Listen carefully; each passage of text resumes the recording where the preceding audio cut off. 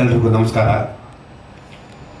ನಾನು ನನ್ನ ಮಗನ ಲಾಂಚ್ ಆಗಿ 2 ಸಿನಿಮಾ ಆಗಿತ್ತು. 3ನೇ ಸಿನಿಮಾ ನಾನು ಬ್ಯಾನರ್ ಮಾಡಬೇಕು ಅಂದಾಗ ಕಾದಂಬರಿ ಆಧಾರಿತ ಚಿತ್ರ ನೋಡ್ಕೊಂಡು ಕೂತಿದ್ದೆ. ಕಾದಂಬರಿ ಚಿತ್ರಗಳು ಚೆನ್ನಾಗಿರ್ತದೆ ಅಂತ ಪಾರ್ವತಮ್ಮ ರೆಡ್ಡಿ ನಾನು ತುಂಬ ಜ್ಞಾಪನ ಕ್ಷೇಮರೆಲ್ಲ ಮಾತಾಡ್ತಿತ್ತು. ಅದಕ್ಕೆ ನಾನು ಕಾದಂಬರಿ ಆಧಾರ ಪೇಪರಲ್ಲಿ ಅಡ್ವರ್ಟೈಸ್ ಮಾಡಿಕೊಟ್ಟೆ, ಒಳ್ಳೆ ಕತೆ ಇದ್ದರೆ ಸಿನಿಮಾ ಮಾಡ್ತೀನಿ ನಾನು ಅಂತ. ಆಗ ಸುಮಾರು ಒಂದು 50-55 ಕಥೆಗಳು ಬಂತು. ಅದರಲ್ಲಿ ಒಂದು 15-20-25-30 ಕಳಪೆ ಪಾಪ ಏನೋ ಬರ್ತಿರೋ ಪಾಪ ಅವ್ರಿಗೆ ಗೊತ್ತಿಲ್ಲ, ಏನೋ ಬರ್ತಿದ್ದಾರೆ, ಒಂದಷ್ಟು ಪರವಾಗಿಲ್ಲ. ಅದರಲ್ಲಿ 1-2 ಆಯ್ಕೆ ಮಾಡ್ದೆ. ಆ ಒಂದನ್ನು ಆಯ್ಕೆ ಮಾಡ್ದ ಅದು ಉತ್ತರ ಕರ್ನಾಟಕದ ಒಂದು ಹುಡುಗಿ ಸಿಂಧುಶ್ರೀ ಅಂತ. ಆ ಕತೆ ಬರೆದವರು ಕತೆ ಕೊಟ್ಟವರು ಬಂದಿದ್ದಾರೆ, ದಯವಿಟ್ಟು ಅದಕ್ಕೆ ಬರಬೇಕು. ಸಿಂಧುಶ್ರೀ ಇವತ್ತಿನ ಗಂಟ ನಾನು ಹೆಸರು ಹೇಳಿದ್ದೆ, ಕರೆಸಿರಲಿಲ್ಲ. ಇವತ್ತು 21ನೇ ತಾರೀಕು ಬಿಡುಗಡೆ ಆಗ್ತಾಯಿದೆ. ಅದಕ್ಕೆ ಆ ಹುಡುಗಿನಲ್ಲಿ ಕರೆಸಿ ಇವತ್ತು ತಮ್ಮೆಲ್ಲರ ಮುಂದೆ ಪರಿಚಯ ಮಾಡ್ಕೊಳ್ಳೋಕ್ಕೆ ಇಷ್ಟಪಡ್ತಾ ಇದ್ದೇನೆ. ಸಿಂಧುಶ್ರೀ ಈ ಹುಡುಗಿ ಕಥೆನ ನಾವು ಆಯ್ಕೆ ಮಾಡಿಕೊಂಡಾಗ ನಮಗೆ ಇಷ್ಟ ಆಯಿತು. ಆ ಹುಡುಗಿ ಕೇಳಿದವೇನು ಅಂತ ಕೇಳ್ಕೊಳ್ಳಿ. ಮೊದಲಿಗೆ ನಾನು ಚಿತ್ರತಂಡಕ್ಕೆ ಧನ್ಯವಾದಗಳನ್ನು ಹೇಳೋಕ್ಕೆ ಇಷ್ಟಪಡ್ತೀನಿ. ಸುಮಾರು 700 ಕಿಲೋಮೀಟರಿಂದ ಹಿಡಿದು ಇಲ್ಲಿವರೆಗೂ ಬದುಕು ಕಟ್ಕೋಬೇಕು ಅಂತ ಒಂದು ಮಿಡ್ಲ್ ಕ್ಲಾಸ್ ಫ್ಯಾಮಿಲಿಯಿಂದ ಬಂದಿರೋ ಒಬ್ಬ ರೈತ ಕುಟುಂಬದ ಮಗಳು ನಾನು. ಚಿಕ್ಕ ವಯಸ್ಸಿಂದನೂ ಯಾವುದಾದ್ರೂ ನನ್ನ ಹಾರ್ಟ್ಗೆ ಎಮೋಷ್ನಲ್ ಆಗಿ ಟಚ್ ಆಗ್ತಾ ಇದ್ದರೆ ಅಥವಾ ಖುಷಿ ಕೊಡ್ತಾ ಇದ್ದರೆ ಅವುಗಳನ್ನೆಲ್ಲ ಒಂದು ಸ್ಟೋರಿ ರೂಪದಲ್ಲಿ ಬರೆದಿಡುವಂಥ ಅಭ್ಯಾಸ ನನಗೆ. ಯಾವಾಗ ನನಗೆ ಪೇಪರಲ್ಲಿ ಟಿ ವಿನಲ್ಲಿ ನೋಡಿದೆ, ಇದು ಆ್ಯಡ್ ಬಂದಿರೋದು, ಪೇಪರ್ ಕಥೆನ ಅನೌನ್ಸ್ ಮಾಡಿದ್ದಾರೆ ಅಂತ. ಎಲ್ಲರೂ ನಾನು ಬರೆಯೋ ಕತೆ ನನ್ನ ಫ್ರೆಂಡ್ಸ್ಗೆಲ್ಲ ಗೊತ್ತಿತ್ತು. ನೋಡು ನೀನು ಒಂದ್ಸರಿ ಟ್ರೈ ಮಾಡು ಅಂದರು. ಸುಮಾರು ಜನ ಎಕ್ಸ್ಪೀರಿಯನ್ಸ್ ಇರೋ ಕತೆಗಾರರ ಮಧ್ಯ ನನ್ನ ಕತೆ ಓಕೆ ಆಗುತ್ತೆ ಅಂತ ನಾನು ಹೇಗೆ ನಿರೀಕ್ಷೆ ಮಾಡಬೇಕು? ಹಾಗಾಗಿ ಸುಮ್ಮನೆ ಎಲ್ಲರೂ ಫೋರ್ಸ್ ಮಾಡಿದ್ರು, ಸುಮ್ಮನೆ ಹಾಕುವಂಗೆ ಹಾಕು ನೋಡೋಣ, ಅದೃಷ್ಟ ಹೇಗಿರುತ್ತೋ ಯಾರಿಗೆ ಗೊತ್ತು, ಕತೆ ಚೆನ್ನಾಗಿ ಮಾಡ್ತೀಯ ನೀನು, ಆನ್ಲೈನ್ ಬರೆದಿರ್ತೀಯ, ಅದು ಸಿನಿಮಾಗೆ ಅಂತ ಅವ್ರು ಹೇಗೋ ತಗೋಬಹುದು, ಆದರೆ ಕತೆ ಚೆನ್ನಾಗಿದೆ ಅಂತ ಹಾಕಿದೆ. ಸುಮ್ಮನೆ ಆಗಿದ್ದೆ ನಾನು, ಆಗಿರಲಿಲ್ಲ ಅಂತ. ಒಂದಿನ ಸಾಯಂಕಾಲಕ್ಕೆ ಒಂದು ಫೋನ್ ಬರುತ್ತೆ, ಏನಮ್ಮ ಹೇಗಿದೆಯಾ, ಆರೋಗ್ಯನ? ನನ್ನ ಆರೋಗ್ಯ ವಿಚಾರಿಸೋರು ಯಾರಪ್ಪ ಅಂತ ನಂಗೆ ಆಶ್ಚರ್ಯ ಆಯಿತು. ಸರ್ ಆ ಕಡೆಯಿಂದ ಯಾರು ಅಂತ ನನಗೆ ಗೊತ್ತಾಗಲಿಲ್ಲ. ಸಿಂಧುಶ್ರೀ ಅವರೇನೋ ಮಾತಾಡ್ತಿರೋದು ಅಂದರು. ಹೌದು ಸರ್, ನೀವ್ಯಾರು ಅಂದೆ. ವಾಟ್ಸಪ್ ಪೇಪರ್ ನೋಡಿದ್ಯಾ ಅಂದರು ಫಸ್ಟು. ಸರ್ ಇಲ್ಲ ಸರ್ ಅಂದೆ. ಹಾಗಾದರೆ ವಾಟ್ಸಪ್ ನೋಡು ಅಂದರು. ಕಟ್ ಮಾಡಿದ್ರು. ವಾಟ್ಸಪ್ ನೋಡಿ ನನಗೆ ಏನು ಹೇಳಬೇಕು ಅಂತಲೇ ಗೊತ್ತಾಗಲಿಲ್ಲ. ತುಂಬ ಖುಷಿ ಆಯಿತು ನನಗೆ, ಪೇಪರಲ್ಲಿ ಹೆಸರು ಬಂದಿದ್ದು ನೋಡಿ. ಆಮೇಲೆ ಮತ್ತೆ ವಾಪಸ್ ಕಾಲ್ ಮಾಡಿದೆ. ಸರ್ ತಾವ್ಯಾರು ಅಂತ ನನಗೆ ಗೊತ್ತಾಗಲಿಲ್ಲ. ಅವ್ರ ನಂಬರ್ ನನ್ನ ಹತ್ರ ಇರಲಿಲ್ಲ. ನಾನು ಪ್ರೊಡ್ಯೂಸರ್ ಕೆ ಮಂಜುವಮ್ಮ, ನಾನು ಕತೆ ಅನೌನ್ಸ್ ಮಾಡಿದ್ದೆ, ನಿಮ್ಮ ಕತೆನ ಸೆಲೆಕ್ಟ್ ಆಗಿದೆ, ಅದಕ್ಕೆ ನನಗೆ ಏನು ಹೇಳಬೇಕು ಅಂತ ನನಗೆ ಗೊತ್ತಾಗಲಿಲ್ಲ. ಸರ್ ತುಂಬ ತುಂಬ ಧನ್ಯವಾದ. ಒಂದು ಚಿತ್ರರಂಗದಲ್ಲಿ ಇಂಥ ಒಂದು ಪ್ರತಿಭೆಯನ್ನು ಗುರುತಿಸಿ ಈ ಒಂದು ದೊಡ್ಡ ವೇದಿಕೆಯನ್ನು ಕೊಟ್ಟಂಥ ನಮ್ಮ ಕೆ ಮಂಜು ಸರ್ಗೆ ನಾನು ತುಂಬ ಹೃದಯದ ಧನ್ಯವಾದಗಳನ್ನ ಹೇಳ್ತೀನಿ. ಹೀಗೆ ನನ್ನ ಉಸಿರಿರೋವರೆಗೂ ಕೂಡ ಅವರ ಚಿತ್ರತಂಡದಲ್ಲಿ ಕೆಲಸ ಮಾಡೋದಕ್ಕೆ ಅವಕಾಶವನ್ನು ನೀಡಲಿ. ಹಾಗೆ ಹೊಸ ಹೊಸ ಪ್ರತಿಭೆಗಳನ್ನ ಗುರುತಿಸಿ ಇಂಥ ಒಂದು ವೇದಿಕೆಯನ್ನು ಅವರು ಕೊಡ್ತಾರಲ್ಲ, ಅವರ ಹೃದಯ ಶ್ರೀಮಂತಿಕೆ ಯಾವಾಗಲೂ ಹೀಗೆ ಇರಲಿ. ಅವರ ಆರೋಗ್ಯ ನಮ್ಮ ಜೊತೆಗೆ, ಅವರ ಪ್ರೀತಿ ಸದಾಕಾಲ ಇರಲಿ. ನಮ್ಮ ವಿಷ್ಣುಪ್ರಿಯ ಸಿನಿಮಾ ನಾನು ಕಳಿಸಿರೋ ಕಥೆಗಿಂತ ನೋಡಿ ಮೈ ಜುಮ್ ಅನ್ನಿಸ್ಬಿಡ್ತು. ಇದು ಈ ಥರ ಇರತ್ತೆ ಅಂತ ನಿಜವಾಗ್ಲೂ ನಾನು ಅಂದ್ಕೊಂಡಿರಲಿಲ್ಲ. ನನ್ನ ಕನಸು ಅವರು ನನಸು ಮಾಡಿದ್ದಾರೆ. ಇದು ಸಕ್ಸಸ್ ಆಗಲಿ. ನಿಮ್ಮೆಲ್ಲರ ಹಾರೈಕೆ, ನಿಮ್ಮೆಲ್ಲರ ಪ್ರೀತಿ ಯಾವಾಗಲೂ ಕೂಡ ಈ ಚಿತ್ರತಂಡ ಜೊತೆಗೆ ಈ ಸದಾಕಾಲ ಇರಲಿ ಅಂತ ನಾನು ಬಯಸ್ತಾ ಇದ್ದೀನಿ. Thank you. ಹಳ್ಳಿಗಳಲ್ಲಿ ಆಲ್ಮೋಸ್ಟ್ ಅಜ್ಜಿ ತಾತಂದ್ರು, ಅವಾಗೆಲ್ಲ ಟಿ ವಿ ಅಷ್ಟಕ್ಕಷ್ಟೇ. ನಮ್ಮ ಮನೇಲಂತೂ ಟಿ ವಿ ಇರಲಿಲ್ಲ, ರೈತರು ನಾವು.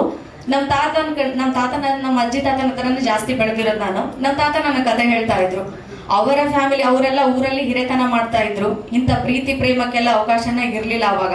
ಯಾರಾದರೂ ಆ ಥರ ಮಾಡ್ತಾರಂತೆ ಗೊತ್ತಾದರೆ ಮಾನ ಮರ್ಯಾದೆ ಸಲುವಾಗಿ ಹುಡುಗ ಹುಡುಗಿನ ಯಾರನ್ನೋ ಒಂದು ಸಾಯಿಸಿ ಒಟ್ಟಿನಲ್ಲಿ ಅದನ್ನು ಅವ್ರ ಮರ್ಯಾದೆ ಉಳಿಸ್ಕೊಳ್ಳುವಂಥ ಪರಿಸ್ಥಿತಿ ಇತ್ತು ಆವಾಗ. ಸೊ ಹಾಗಾಗಿ ಅದು ಎಮೋಷ್ನಲ್ ಟಚ್ ಆಯಿತು ನನಗೆ. ಸುಮ್ಮನೆ ಅವ್ರವ್ರು ಮಾತಾಡ್ತಿದ್ರು, ನಾನು ಯಾವಾಗಲೂ ಅವ್ರ ಹತ್ರನೇ ಕೂತ್ಕೋತಿದ್ದೆ. ನ್ಯಾಯ ಮಾಡೋಕೆ ಹೋದಾಗೂ ಅವ್ರ ಹತ್ರನೇ ಇರ್ತಿದ್ದೆ ಚಿಕ್ಕವಳವಾಗ. ಆಮೇಲೆ ನನಗೆ ಅದು ಇಷ್ಟ ಆಯಿತು. ಅದಾಗಿದ್ದನ್ನು ನನ್ನ ಹೃದಯಕ್ಕೆ ತಟ್ಟಿದ್ದನ್ನು ಸುಮ್ಮನೆ ಬರೆದಿಟ್ಕೊಂಡಿದ್ದೆ. ಅದು ಈ ಥರ ನಾನು ಸ್ಕ್ರೀನ್ ಮೇಲೆ ನೋಡೋ ರೇಂಜ್ಗೆ ಅದು ಬರುತ್ತೆ ಅಂತ ನನ್ನ ಕನಸಲ್ಲೂ ಅಂದ್ಕೊಂಡಿರಲಿಲ್ಲ. ಹೀಗೆ ಸುಮಾರುಗಳನ್ನು ಬರೆದಿದ್ದೆ. ಅದರಲ್ಲಿ ಇದನ್ನು ಒಂದು ಸೆಲೆಕ್ಟ್ ಮಾಡಿ ನಾನು ಕಳಿಸಿದ್ದು ಇದು ನನ್ನ ಅದೃಷ್ಟನೇ ಅಂತ ಹೇಳ್ಬೋದು. ಅವರಿಗೆ ತುಂಬ ಹೃದಯದ ಧನ್ಯವಾದಗಳು.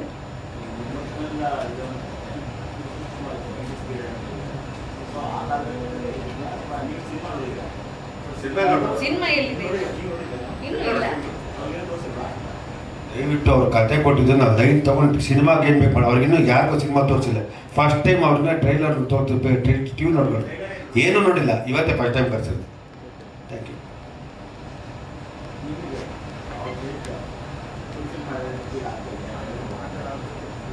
ಖಂಡಿತ ಸರ್, ಯಾಕಂದ್ರೆ ಕೆಲವೊಂದನ್ನ ಸಿನಿಮಾಟಿಕ್ ಆಗಿ ಹೇಗೆ ಬೇಕೋ ಅವ್ರು ಹಾಗೆ ತಗೊಂಡು ಬಂದಿದ್ದಾರೆ. ಅದನ್ನೆಲ್ಲ ತೋರ್ಸೋಕ್ಕೆ ಆಗಲ್ಲ, ತುಂಬಾ ಎಮೋಷನಲ್ ಟಚ್ ಆಗುತ್ತೆ.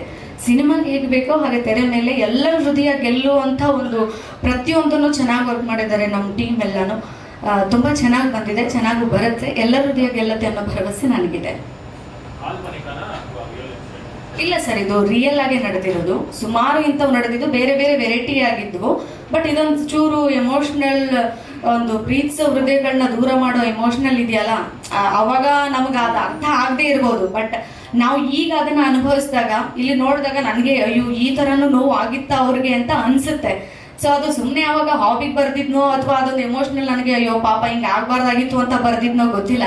ಬಟ್ ಅದು ಈ ಥರ ಸಿನಿಮಾ ಬರ್ತಾ ಇದೆ ಅಂದರೆ ನನಗೆ ತುಂಬ ಖುಷಿ ಆಗ್ತಿದೆ. ನಿಜವಾದ ಥ್ಯಾಂಕ್ ಯು ಸಿದ್ದೇಶ್ವರೇ, ನಿಮ್ಮ ಒಳ್ಳೆ ಕತೆ ಕೊಟ್ಟಿದ್ದೀರಾ. 21ನೇ ತಾರೀಕು ಪಿಕ್ಚರ್ ನೋಡಿದಾಗ ನಿಮಗೆ ಖುಷಿ ಆಯ್ತದೆ ನಮ್ಮೂರ ಕತೆ, ನಮ್ಮ ಕತೆ ಹೆಂಗಿದೆ ಅಂತ. ಉತ್ತರ ಕರ್ನಾಟಕದ ಕಡೆ ಯಾವ ಊರಮ್ಮ? ಬೆಳಗಾವಿ ಜಿಲ್ಲೆ ಅಥಣಿಯಿಂದ ಬಂದಿದ್ದರು ಒಬ್ಬರದ್ದು. Thank you. ಕೂತ್ಕೊಂಡಿದ್ದೀವಿ. ಈ ಸಿನಿಮಾನ ನಮ್ಮ ನಿರ್ದೇಶಕರಿಗೆ ನಾನು ಫಸ್ಟ್ ಥ್ಯಾಂಕ್ಸ್ ಹೇಳಬೇಕು. ಅಚ್ಚುಕಟ್ಟಾಗಿ ಈ ಸಿನಿಮಾನ ಎಷ್ಟು ಅದ್ಭುತ ಆಗ್ತದೆ, ಗ್ರೇಟ್, ತುಂಬ ಚೆನ್ನಾಗಿ ಮಾಡಿಕೊಡ್ತಾರೆ. ತುಂಬ thank you sir. V K Prakash is very good director. ತುಂಬ ಖುಷಿ ಆಯಿತು. ಅಂದರೆ ನನ್ನಿಂದ ಸ್ವಲ್ಪ ತಡ ಆಗಿದೆ, ಕ್ಷಮೆ ಯಾಚಿಸ್ತೀನಿ.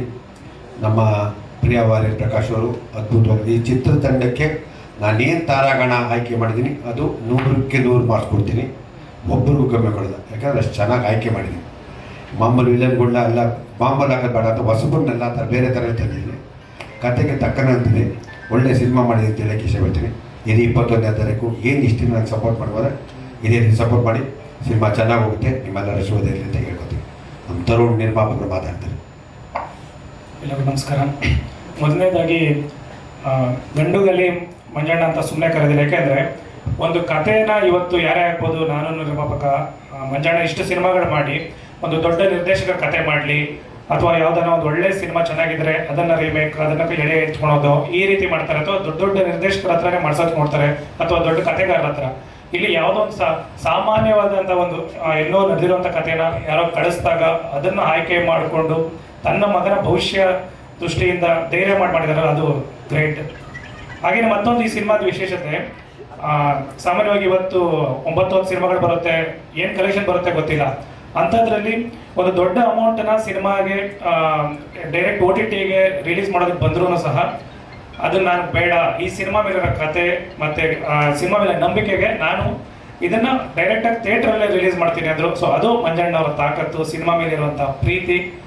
ಈ ಎಲ್ಲದರ ದೃಷ್ಟಿಯಿಂದ ಮತ್ತು ಶ್ರೇಯಸ್ ಒಬ್ಬ ದೊಡ್ಡ ನಿರ್ಮಾಪಕ, 50 ಸಿನಿಮಾ ಮಾಡಿರೋ ನಿರ್ಮಾಪಕ, ಸಾಕಷ್ಟು ಹೀರೋಗಳನ್ನ ಬೆಳೀತಾ ನೋಡ್ತಾ ಬಂದಿದ್ರು ಸಹ ಯಾವುದೇ ಒಂದು ಹ್ಯಾಂಗ್ ಓವರ್ ಇಲ್ಲದೆ ಸಿನಿಮಾಗೆ ಹೊಸ ಬಂದರೆ ಹುಡುಗಂತಾರ ಎಲ್ಲಾನು ರೆಡಿಯಾಗಿ ಆ ಪ್ರೀತಿ ಸಿನಿಮಾ ಮೇಲೆ ಇರುವಂತಹ ಒಂದು ಶ್ರದ್ಧೆಯಿಂದ ತುಂಬ ಚೆನ್ನಾಗಿ ಸಿನಿಮಾ ಮಾಡಿದ್ದಾರೆ.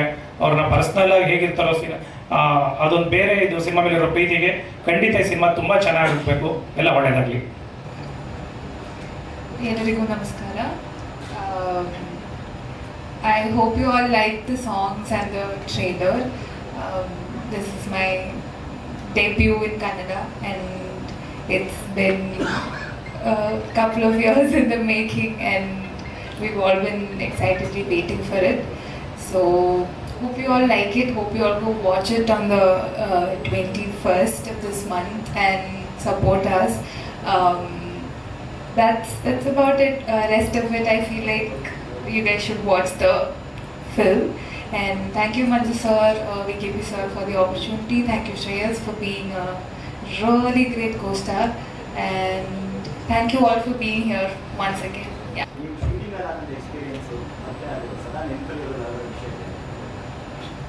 shooting experience.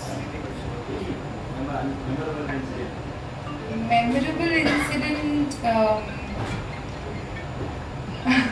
Every time I watch the songs and the trailer and everything, some or the other incident I will be reminded of. While shooting Sumane Sumane itself, it was we had very restricted space to shoot, and he made us do a lot of things like climb up the ladder, and Shreyas had to climb up the ladder as well. And then I'll kick him here and there. So many incidents like that has happened. And then the shot in the song where he's picking me up in the rain.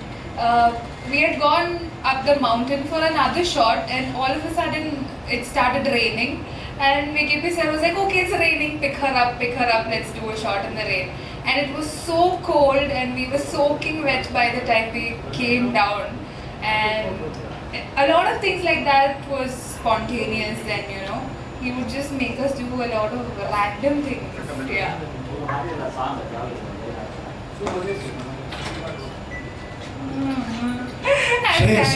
Shreyas ನೀವು company ಕೂಡ vision ಇದಿಲ್ಲ, so ನೀವು ಹಾಡಿ, ಜೊತೆಯಲ್ಲೇ ಹಾಡಿ. ತೊಳಿ mic ತೊಳಿ.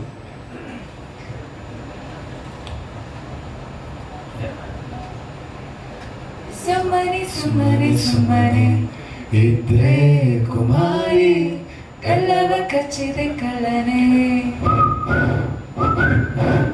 ನಿನ್ನನೆ ನಿನ್ನನೆ ನಿನ್ನನೆ ತುಂಬಾ ಜರೂರಿ, ಕಚ್ಚಲೇಬೇಕಿದೆ ಬೆಲ್ಲನೆ.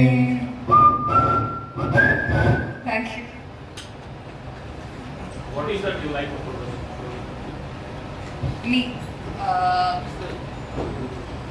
It's set in a completely different backdrop from the films we watch these days about modern love and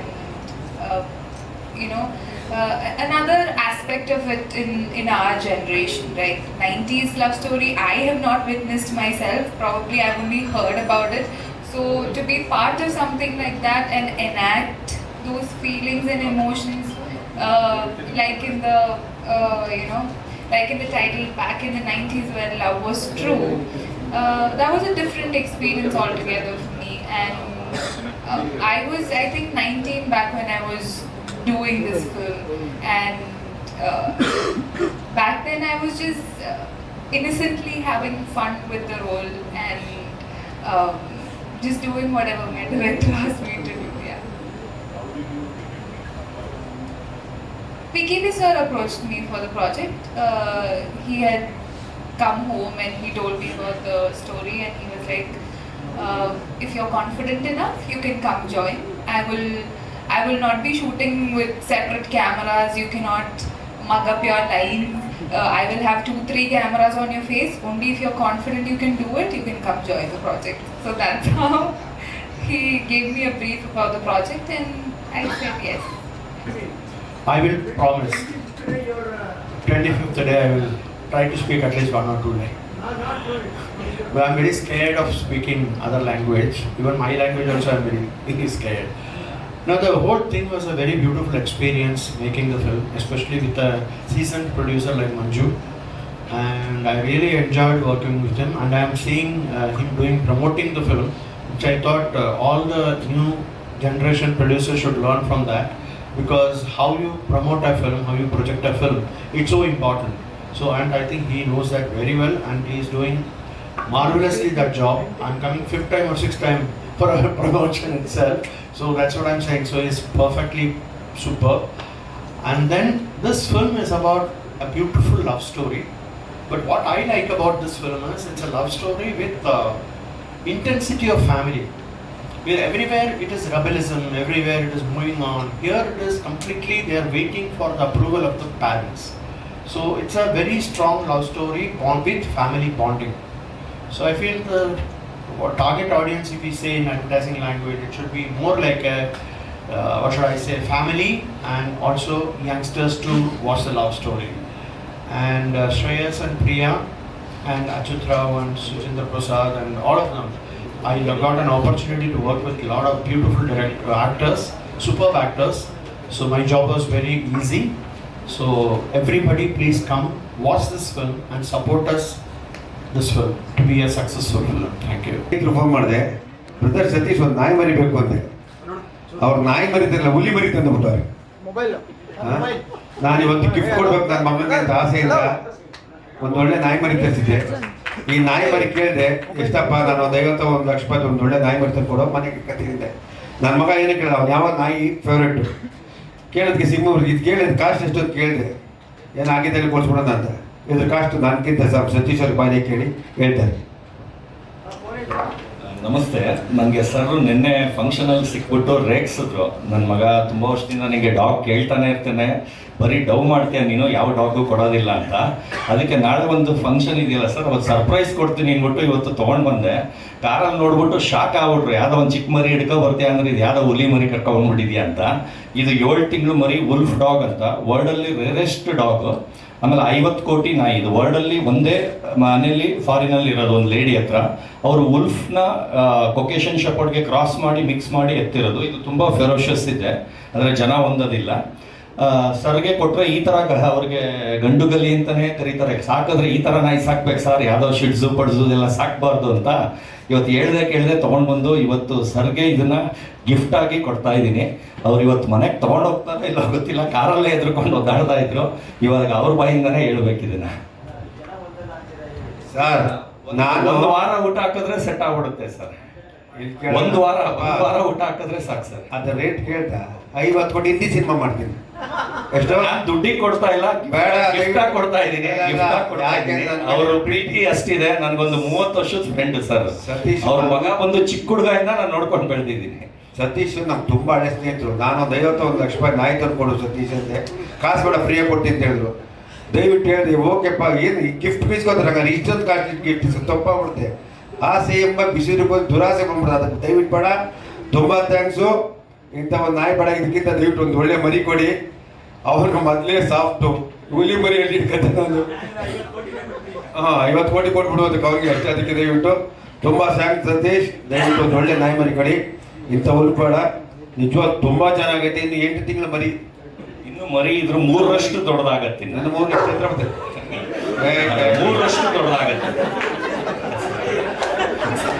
sound ಮಾಡ್ತು.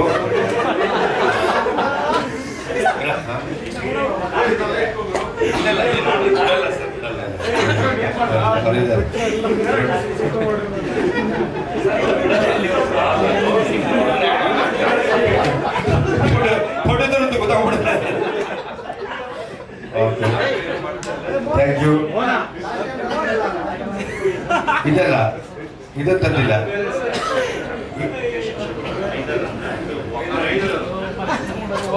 ಅಪ್ಪ ನೋಡಪ್ಪ, ದಯವಿಟ್ಟು ಇದು ಬೇಡ, ನೀವು ಕ್ಷಮೆ ಕೇಳಿ ಬೇರೆ ಒಳ್ಳೆ ನಾಯಿ ಮರಿ ಕೊಡ್ತೀನಿ. ಸತೀಶ್ ದಯವಿಟ್ಟು ಬೇಡ, ಇನ್ನೊಂದು ತಂದ್ಕೊಡಿ ದಯವಿಟ್ಟು. ತುಂಬ ಥ್ಯಾಂಕ್ಸು. ನನಗೆ ಗಿಫ್ಟ್ ಕೊಡ್ತೀನಿ, ನಿಜವಾಗ್ಲೂ ಖುಷಿ ಆಗ್ತದೆ. ಸ್ನೇಹಕ್ಕೆ ನೋಡು ಬೆಲೆ ಕಟ್ಟಕ್ಕಾಗಲ್ಲ ಅಂದ್ರೆ ಈ ಥರ ಸ್ನೇಹಿತರು 4 ಜನ ಇದ್ರೆ ಸಾಕು. ಅಂತ ನಾಯಿನೇ ಗಿಫ್ಟ್ ಕೊಡ್ತೀನಿ, ದಯವಿಟ್ಟು ಇಟ್ಕೊಳ್ಳಿ ಸರ್, ಪರವಾಗಿಲ್ಲ ಅಂತ ಹೇಳೋದು. ನಿನ್ನೆ ಸಾಯಂಕಾಲ ಫಂಕ್ಷನ್ ಸಿಕ್ಕಿ ರೇಗ್ಸಿದ್ರು. ನಾನು ಹೇಳಿದೆ, ಹೇಳಲ್ಲ ಸರ್, ಒಂದು ಸಿಂಹ ಕರ್ಕೊಂಡ್ಬರ್ತೀನಿ ಅಂತ. ಅದ್ರ ಸಿಂಹದ ಮರಿ ಅಂದ್ಕೊಂಡ್ರು, ಅದು 7 ತಿಂಗಳ ಮರಿ ಇಷ್ಟು ದೊಡ್ಡದಿರುತ್ತೆ ಅಂತ ಸರ್ಗೆ ಗೊತ್ತಿಲ್ಲ. ಕೇಳಕ್ಕೆ ಪ್ರಿಯ ಹೇಳ್ಕೊಳ್ಳಲ್ಲ, ತಿನ್ಕೊಂಡ್ಬಿಡುತ್ತೆ. Thank you, thank you, thank you, thank you sir.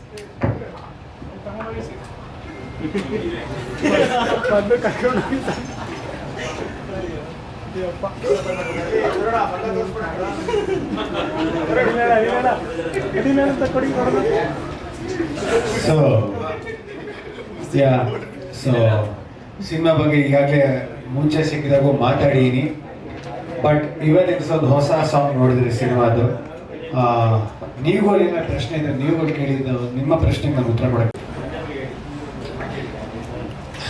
ನಮ್ಮ ತಂದೆ ಬಗ್ಗೆ ಹೇಳ್ಬೇಕಂತ ಹೇಳಿದ್ರೆ, ಸದಾ ನಂಗೆ ಒಂದು ಟೈಮ್ ಜ್ಞಾಪಕ ಇದೆ, ಇನ್ನೂ ಜ್ಞಾಪಕ ಇದೆ. ಒಂದು ಟೈಮಲ್ಲಿ ಸಿನಿಮಾ ಪ್ರೊಡಕ್ಷನ್ ಮಾಡೋಕ್ಕಂದ್ರೆ ಯಾವಾಗ ಊಟ ಮಾಡ್ತಾ ಇರ್ತಾರೆ, ಊಟ ಮಾಡ್ತಾ ಇರ್ಬೇಕಾದ್ರೆ ಪ್ರೊಡಕ್ಷನ್ ನಡೀತಾ ಇರುತ್ತೆ. ಅಲ್ಲಿ ಸೆಟ್ಟಲ್ಲಿ ಮ್ಯಾನೇಜರ್ ಹತ್ರ ಫೋನಲ್ಲಿ ಮಾತಾಡ್ತಾ ಇರ್ತಾರೆ. ಸಡನ್ನಾಗಿ ಏನೋ ಪ್ರಾಬ್ಲಮ್ ಆಗಿದ್ದಾಗ ಊಟ ಮಾಡ್ತಾರೆ, ಹಾಗೆ ಓಡೋಗ್ಬಿಡ್ತೀರಿ, ಈಚೆ ಹೋಗ್ಬಿಟ್ಟು ಆಡ್ತಾ ಇರ್ತಾರೆ, ಏನಕ್ಕೆ ಹಂಗಾಯ್ತು ಅಂತ. ನನಗೆ ಮಗ ಹರ್ಟ್ ಆಗುತ್ತೆ ಏನು ಅಂತ ಹೇಳಿದ್ರೆ, ಊಟ ಮಾಡೋಕ್ಕಾದ್ರೆ ಊಟ ಅಲ್ಲೇ ಇದೆ, ಕೈಯೂ ತೊಳೆದಿಲ್ಲ, ಹಂಗೆ ಓಡೋಗ್ಬಿಟ್ಟು ಟೆನ್ಷನ್ ಫೋನಲ್ಲಿ ಮಾತಾಡ್ತೀಯ, ಯಾಕೆ ಸಿನಿಮಾ ಮಾಡ್ತೀನಿ ನೀನು ಅಂತ ನಾನು ಕ್ವಶನ್ ಕೇಳಿದ್ದೆ ಯಾವಾಗ ನಾನು ಕಾಲೇಜಲ್ಲಿದ್ದಾಗ. ನನಗೆ ಅವಾಗ ನನ್ನ ಮಾರುತಳ್ಳಿ ಸ್ನೇಹಿತರು ತುಂಬ ಲ್ಯಾಂಡ್ ಡೆವಲಪರ್ಸ್ ಪಬ್ಸ್ ಎಲ್ಲ ಮಾಡ್ತಾರೆ. ನಾನು ಅವಾಗ ಹೇಳಿದಾಗ ಒಂದೇ ಮಾತು ಹೇಳಿದ್ದು, ನಾನು ಪಬ್ ಗಿಪ್ ಮಾಡು ನೆಮ್ಮದಿಯಾಗಿರ್ಬೋದು, ಅವ್ರು ಇಷ್ಟು ಕೋಟಿ ಯಾಕೆ ಇಷ್ಟು ದುಡಿತಾರೆ, ಸಿನಿಮಾದಲ್ಲಿ ಕಾಸು ಸಂಪಾದನೆ ಮಾಡ್ತಲ್ಲ, ಸುಮ್ಮನೆ ಸಿನಿಮಾ ಮಾಡ್ತೀನಿ ಅಂತ ಯಾಕೆ ಮಾಡ್ತೀನಿ ನಾನು ಟೈಮಲ್ಲಿ ಕೇಳಿದೆ. ಅವಾಗಿಂದ ನಾನು ಆ್ಯಕ್ಟರ್ ಆಗಬೇಕು ಅಂತ ನಾನು ಡಿಸೈಡ್ ಆಗಿದ್ದಿಲ್ಲ. ಅವರು ಹೇಳಿದರು, ಸಿನಿಮಾ ಅನ್ನೋದು ಒಂದು ಉದ್ಯಮ, ಇಲ್ಲಿ ನಾನು ಸಿನಿಮಾ ಮಾಡ್ತೀನಿ ಅಂತ ಹೇಳಿದ್ರೆ ಹಲವಾರು ಜನಕ್ಕೆ ಅವಕಾಶಗಳು ಸಿಗುತ್ತೆ, ಹಲವಾರು ಕುಟುಂಬಗಳು ಬದುಕುತ್ತೆ. ದೇವ್ರ ಆ ಪುಣ್ಯ ನನಗೆ ಕೊಟ್ಟು ನನ್ನ ಕಡೆಯಿಂದ ಕೆಲಸ ಮಾಡೋ ಶಕ್ತಿ ಕೊಟ್ಟಾಗ ಅಲ್ಲಿ ತನಕ ನಾನು ಸಿನಿಮಾ ಮಾಡ್ತೀನಿ. ನನ್ನ ಸಿನಿಮಾ ಕಾಸಿಗಿಂತ ಸೇಫ್ ಆಗಿ ಮಾಡ್ತೀನಿ ಒಪ್ಕೋತೀನಿ, ಬಟ್ ಪ್ಯಾಷನ್ಗೋಸ್ಕರ ಹೆಚ್ಚಾಗಿ ಮಾಡ್ತೀನಿ ಅಂತ ನನ್ನ ಪದ್ಧತಿ ಹೇಳಿದ್ರು ಕೇಳಿದಾಗ. That is one thing always remember.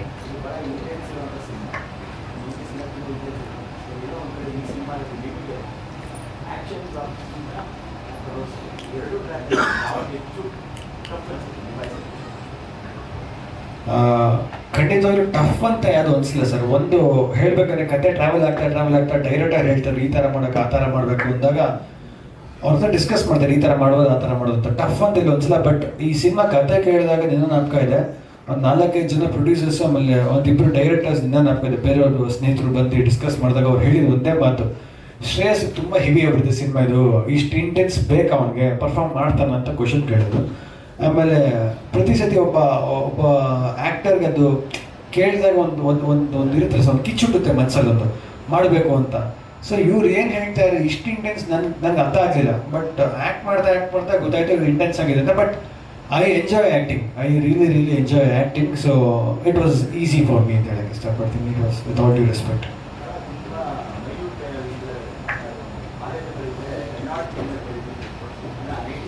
ಇದೆ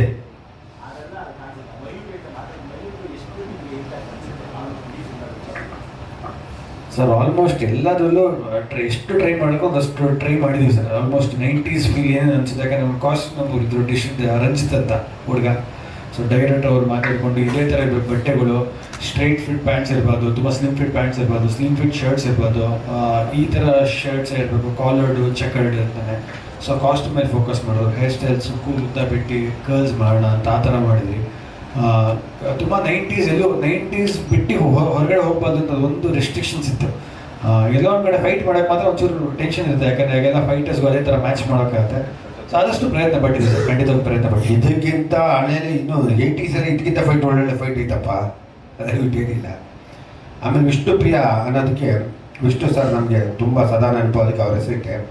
ನಿನ್ನೆ ನಾನು ಮೈಸೂರು ಹೋಗಿದ್ದೆ, ನಮ್ಮ ಧನಂಜಯ ಮದುವೆಗೆ ಹೋದಾಗ ನಾನು ನನ್ನ ಗುರುಗಳಾದ ವಿಷ್ಣುವರ್ಧನ್ ಕಿಂಗ್ಸ್ ಕೋರ್ಟಲ್ಲಿ ಇರ್ತಾಯಿದ್ರು. ಅದೇ ಹೋಟ್ಲು ಹೋಗಿ 335, 334, 335 2 ರೂಮ್ ಇತ್ತವ್ರದ್ದು. ಒಂದು ರೂಮಲ್ಲಿ ಯಾವಾಗ ಮಲಗೋದು, ಒಂದು ರೂಮಲ್ಲಿ ಡಿಸ್ಕಷನ್. ಆ ರೂಮ್ಗೆ ಹೋಗಿ ಅದೇ ರೂಮ್ ತೊಗೊಂಡು ನಾನು ಹೋಗಿ ಫ್ರೆಶ್ ಆಗಿ ಸ್ನಾನ ಮಾಡಿ 10 ನಿಮಿಷ ಆ ಸೋಫಾ ಮೇಲೆ ಕೂತ್ಕೊಂಡು ಧ್ಯಾನ ಮಾಡಿದೆ. ಅವತ್ತು ಆ ರೂಮ್ ಆಲ್ಟ್ ಆಗಬೇಕು ಅಂತ ಓದೋದು ನನಗೆ ಅದು ದೇವಸ್ಥಾನ ಥರ ಫೀಲ್ ಮಾಡಿದೆ ಬಿಟ್ಟು. ನಿನ್ನೆ ನಾನು ಯಾಕೋ ಸಮಾಧಾನ ಆಗಿಲ್ಲ, ನಮಸ್ಕಾರ ಹಾಕ್ಬಿಟ್ಟು ಕೆಳಗೆ ಬಂದು ಕೌಂಟರ್ ರೂಮ್ ಚೇಂಜ್ ಮಾಡಿಕೊಂಡೆ. ನನಗೇನೋ ಒಂದು ಸಮಾಧಾನ ಆಯಿತು, ಇಷ್ಟು ಸಾರಿ ಕರ್ಸ್ಕೊಂಡವ್ರೆ ಅಂತ. ಆಮೇಲೆ ಅದನ್ನು ನೆನೆಸ್ಕೊಂಡು ಇವತ್ತು ಅದಕ್ಕೆ ನಾಳೆ ಬೆಳಿಗ್ಗೆ ನಾನು ವಿಷ್ಣುಪ್ರಿಯ ರಿಲೀಸ್ಗಿಂತ ಮುಂಚೆ ಪರಿವಾರಾಗಿ ಹೋಗ್ಬಿಟ್ಟು ನಾಳೆ ನದಿಲಿ ಸ್ನಾನ ಮಾಡಿಕೊಂಡು ನಾನು ಗುರುಗಳ ಆತ್ಮಶಾಂತಿ ಸದಾ ನಮ್ಮನ್ನು ಆಶೀರ್ವಾದಿಸಲಿ. ನಮ್ಮನ್ನು ಯಾರು ಯಾವಾಗ ನನ್ನ ಹಿಂದೆ ನನಗೆ ಯಾವಾಗ ಒಳ್ಳೆ ಉತ್ತಮವಾದ ಬಯಸಿದ್ರು, ನನ್ನ ಮಗನ ಕಡೆ ಅಷ್ಟೇ ಪ್ರೀತಿತ್ತು, ಅವ್ರಿಗೆ ಆಶೀರ್ವಾದ ಕೊಡಲಿಂದ ನಾಳೆ ಬೆಳಿಗ್ಗೆ 11 ಗಂಟೆ ಹೋಗಿ ನಾಳೆ ಸಂಜೆ ಈ ಟೈಮ್ಗೆ ಪರಿವಾರ ಸ್ನಾನ ಮಾಡ್ಕೊಂಡು ನಾಳೆ ಇಷ್ಟ ಬರ್ತೀನಿ. ನನಗೆ ಸುಮಾರು ನನಗೇನು ಥಿಯೇಟ್ರುಗಳು ಬೇಕು ಎಲ್ಲ ಥಿಯೇಟ್ರುಗಳು ಚೆನ್ನಾಗಿ ಸಿಕ್ಕಿದೆ, ಒಳ್ಳೆ ಥಿಯೇಟ್ರ್ ಇದೆ. ಜನಗಳು ಥಿಯೇಟ್ರಿಗೆ ಬಂದು ಸಿನಿಮಾ ನೋಡಿ ಆಶೀರ್ವಾದ ಮಾಡಿ. ನಿಮಗೆಲ್ಲ ಮನಸ್ಸಿಗೆ ಇಷ್ಟ ಆಗುತ್ತೆ ಅಂತ ಹೇಳ್ತೀನಿ. ನಿಮ್ಗೆ ಇಷ್ಟ ಆದರೆ 100 ಜನ ಕೇಳಿ, ತುಂಬ ಜನಕ್ಕೆ ಯಾರು ಒಬ್ಬರಾರು ಸಿನಿಮಾ ಸುಮಾರು ಅಂತ ಹೇಳೋಕ್ಕೆ ಸಾಧ್ಯನೇ ಇಲ್ಲ. ಯಾಕೆ ನಾನು 10 ಬಾರಿ 11 ಬಾರಿ ನೋಡಿ ನನಗೆ ಮನಸ್ಸು ನಾಟುತ್ತೆ. ಆ ಕತೆ ಆಗಿದೆ, ಇಂಥ ಕತೆ ಮಾಡೋಕ್ಕೆ ನನಗೆ ಅದೃಷ್ಟವಂತೆ. ನಿಜವಾಗ್ಲೂ ಈ ಥರ ಒಳ್ಳೊಳ್ಳೆ ಕತೆಗಳು ಬರೀತಾರಮ್ಮ. ಕನ್ನಡ ಚಿತ್ರಕ್ಕೆ ಯಾರು ಕೇಳಿದ್ರು ದಯವಿಟ್ಟು ಕೊಡು, ನೀನು ಒಳ್ಳೆಯ ಕತೆ ಅದ್ಭುತವಾಗಿದೆ. ಇವತ್ತು ಯಾರು ಸಿನಿಮಾಗಳು ಕತೆಗಳು ಮಾಡ್ತಾರೆ, ನೀನು ಕತೆ ಮಾಡಿದೆ, ನೀನು ಇನ್ನೂ ಹೆಚ್ಚು ಬೆಳೀಲಿ ಅಂತ ಹೇಳ್ತಾ ಇವತ್ತು ಈ ದಿನ ನಿಮ್ಮೆಲ್ಲ ಸಹಕರಿಸಿದ್ದೀನಿ. ನಿಮ್ಮೆಲ್ಲರಿಗೂ ಸದಾ ನಮ್ಮನ್ನು 50 ಚಿತ್ರ ಬೆಳೆಸ್ಕೊಂಡು ಬಂದಿದ್ದೀರಾ. ನಾನೇನೇ ಮಾಡೋದು ನಮ್ಮ ಚಿತ್ರೋದ್ಯಮದಲ್ಲಿ ನೀವೆಲ್ಲ ಪತ್ರಿಕಾ ಮಿತ್ರರು, ಮಾಧ್ಯಮ ಮಿತ್ರರು, ಎಲ್ಲ ಸ್ನೇಹಿತರು ನಮ್ಮನ್ನು ಆತ್ಮೀಯವಾಗಿ ನೀವು ಮಟ್ಟಿ ಬೆಳೆಸಿದ್ರೆ ನಿಮ್ಮೆಲ್ಲರ ಪ್ರೋತ್ಸಾಹ ಇದೇ ಥರ ಇರಲಿ. 21ಕ್ಕೆ ಜನಗಳು ಪಿಕ್ಚರ್ ಬಂದು ನೋಡಿ ನಿಮ್ಮ ಆಶೀರ್ವಾದ ಬರಲಿ ಅಂತ ಹೇಳ್ತೀವಿ.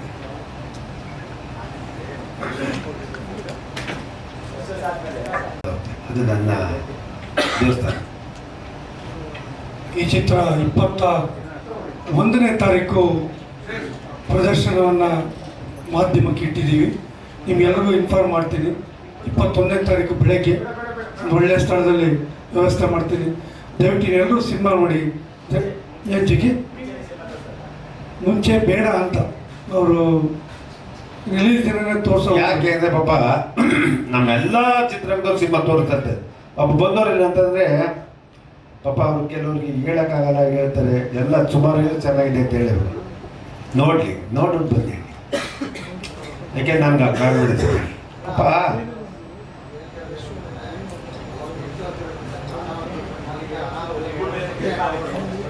ಅಣ್ಣ 10 ಸಿನಿಮಾ ಇದೆ, ಅವತ್ತು 3 ಸಿನಿಮಾ ಬೇರೆ ಲ್ಯಾಂಗ್ವೇಜ್ ಇದೆ. 13 ಕಂಪೇರ್ ಮಾಡೋದು ನಾನು ನಂಬರ್ 1 ಕೊಡ್ತೀನಿ. ಅಲ್ಲ ಯಾಕೆ ಅಂತ ಕೇಳ್ತೀನಿ. ಕರೆಕ್ಟು ನಿಮಗೆ ಪಾಪ ನೀವು ನೋಡಲೇಬೇಕು. ಎಲ್ಲಾದರೂ ಚೆನ್ನಾಗಿರಲಿ ಕೈಲಿ ಕಾಲಿ ಮಕ್ಕಳೆಲ್ಲ ನೀವು ಎತ್ತಿದ್ದೀರಿ, ನೋಡಲೇಬೇಕು. ನಾವು ಎತ್ತಿದ್ದೀವಿ, ನೀವು ನೋಡಲೇಬೇಕು. ಬಂದು ಹೆಸರಿಟ್ಬಿಟ್ಟು ಮಾತಾಡಿ ಗೀಟ್ಬಿಟ್ಟು ಹೋಗ್ಬೇಕು. ಆದರೆ ನಮ್ಮ ಸಿನಿಮಾ ನಮ್ಮದು ಬಿಟ್ಟು ಹೋಗ್ತೀರಿ ಅಷ್ಟೇ. ನೋಡೋಣ, ಟ್ರೈ ಮಾಡ್ತೀನಿ. ನಿಮಗೋಸ್ಕರ ಒಂದು ಯೋಚನೆ ಮಾಡೋಣ. 25ನೇ ತಾರೀಕು ಹಾಕ್ಲಿಕ್ಕೆ ಟ್ರೈ ಮಾಡ್ತೀನಿ. ಹಾಂ